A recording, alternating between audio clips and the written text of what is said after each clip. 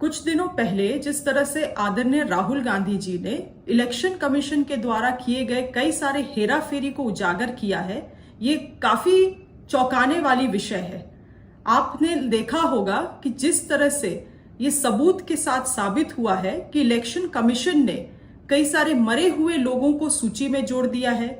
कई सारे जिंदा लोगों को मरा हुआ घोषित कर दिया गया, एक ही एड्रेस से 100-200 लोगों को दिखा दिया गया और साथ ही साथ एक ही व्यक्ति का एक ही वोटर आईडी से अलग अलग राज्य की सूची में जोड़ दिया गया।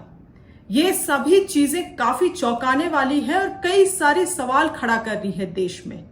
देश की जनता जानना चाहती है कि आखिरकार हकीकत क्या है और ऐसे स्थिति में इलेक्शन कमीशन को सामने आके स्पष्टीकरण जारी करना चाहिए अपने तरफ से, क्योंकि देश में लोकतांत्रिक व्यवस्था है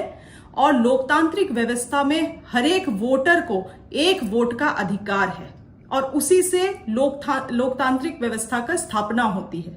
अगर ये हेराफेरी किया गया है और नहीं किया गया है, इसमें कम से कम इलेक्शन कमीशन को अपने तरफ से एक उत्तर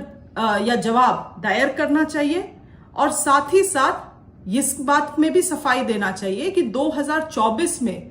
केंद्र में जो सरकार चुन के गई, क्या वो सही तरीके से चुनी हुई सरकार है,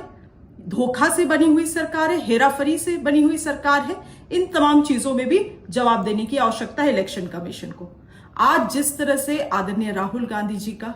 आदरणीय मल्लिकार्जुन खड़गे जी का और तमाम हमारे देश के बड़े बड़े नेताओं का जिस तरह से अरेस्टिंग हुआ है, उस चीज का मैं निंदा करती हूं और मैं चाहती हूं कि इलेक्शन कमीशन जल्द से जल्द अपने तरफ से एक पक्ष लेके पूरे देश की जनता को अपना सफाई देने का काम करे।